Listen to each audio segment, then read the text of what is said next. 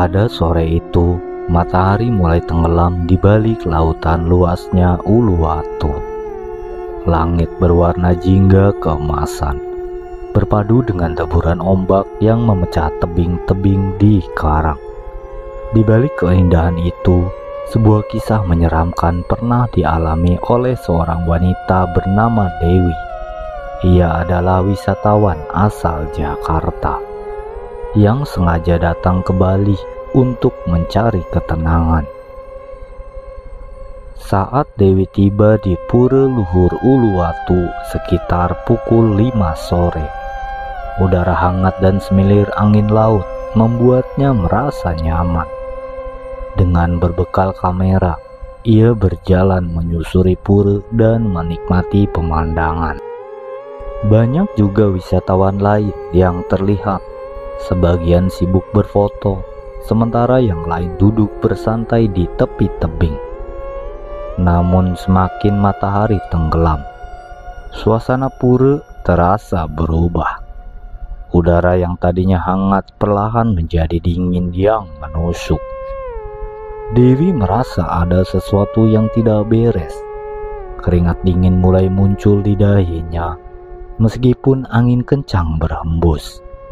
Langkahnya terasa berat, seolah ada yang mengikuti dari belakang. Namun saat ia menoleh, tak ada siapapun di sana. Jalan setapak di dalam area pura tiba-tiba terasa sunyi. Tidak ada suara tawa wisatawan, hanya desiran angin yang terdengar seperti bisikan samar. Dewi berusaha mengabaikan perasaan aneh itu.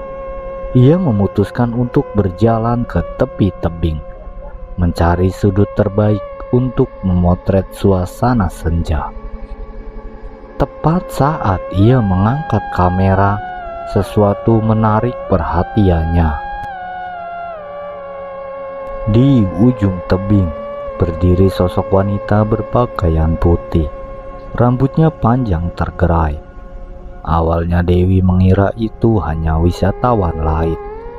Namun sosok tersebut terlihat terlalu diam seperti patung. Dewi memicingkan matanya dan mencoba melihat lebih jelas. Seketika bulu kuduknya meremang. Sosok itu tidak memiliki wajah, hanya hamparan putih pucat. Perlahan, tubuh wanita itu berbalik ke arah Dewi dan tanpa suara mulai melayang mendekat. Dewi terperanjat dan mundur beberapa langkah. Napasnya tercekat, angin kencang tiba-tiba berhenti. Udara menjadi hampa. Ia ingin berlari, namun kakinya terasa kaku. Sosok itu semakin mendekat. Rambutnya yang panjang terlihat seperti bergerak tertiup angin yang tak ada. Sekilas, Dewi melihat sesuatu di balik rambut itu. Mata merah membara yang menatapnya tajam. Tiba-tiba suara dentuman keras datang dari arah pura, entah dari mana. Beberapa ekor monyet melompat-lompat di sekitar Dewi, seolah hendak melindunginya. Sosok wanita itu berhenti, lalu perlahan menghilang seperti kabut yang tertiup angin. Segera setelah itu, suasana pura kembali seperti semula, ramai dengan suara langkah kaki para wisatawan. Dewi terhuyung mundur, matanya berkaca-kaca. Ia sadar betul bahwa yang dilihatnya bukan manusia. Beberapa penjaga pura yang berdiri tak jauh darinya memperhatikan Dewi dengan tatapan waspada, seolah mereka tahu apa yang baru saja terjadi. Tanpa banyak bertanya, salah seorang penjaga mendekat dan memberikan kain berwarna kuning yang digunakan untuk melilit pinggang Dewi. Dengan suara tenang, penjaga itu memberi isyarat agar Dewi segera meninggalkan pura sebelum hari semakin gelap. Sepanjang perjalanan turun dari area pura. Dewi masih merasakan hawa dingin menusuk tulang. Setelah kembali ke penginapannya malam itu, Dewi tak bisa memejamkan mata. Bayangan sosok wanita tanpa wajah itu terus terlintas di benaknya. Setiap kali ia mencoba memejamkan mata, suara desiran angin yang aneh seolah kembali terdengar, disertai perasaan seperti sedang diawasi. Saat pukul 3 dini hari, Dewi terbangun dengan kaget. Suara ketukan samar terdengar dari jendela kamarnya. Ketukan itu pelan, seperti seseorang yang sengaja mengundangnya untuk membuka jendela. Jantung Dewi berdegup kencang. Dengan tangan bergetar, ia melirik ke arah jendela. Gorden di sana sedikit berayun, meskipun tidak ada angin sama sekali. Dewi berusaha mengabaikan ketukan itu. Ia menarik selimutnya hingga ke atas kepala dan memejamkan mata. Namun suara itu semakin keras. Kali ini suara itu disertai dengan bisikan halus yang tidak jelas asalnya. Bisikan itu seperti suara angin yang terdesak masuk melalui celah. Namun ia bisa merasakan namanya disebut dengan lirih. Tiba-tiba lampu di kamar penginapannya berkedip-kedip.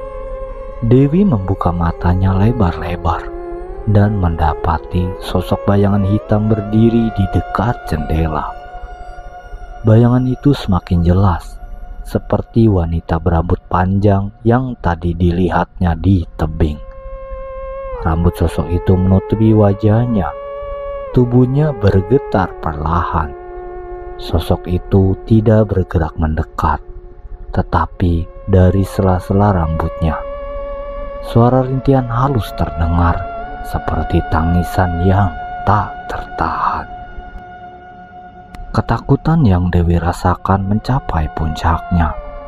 Dalam kondisi setengah sadar antara takut dan panik, ia meraih ponsel di dekatnya dan menyalakan flashlight.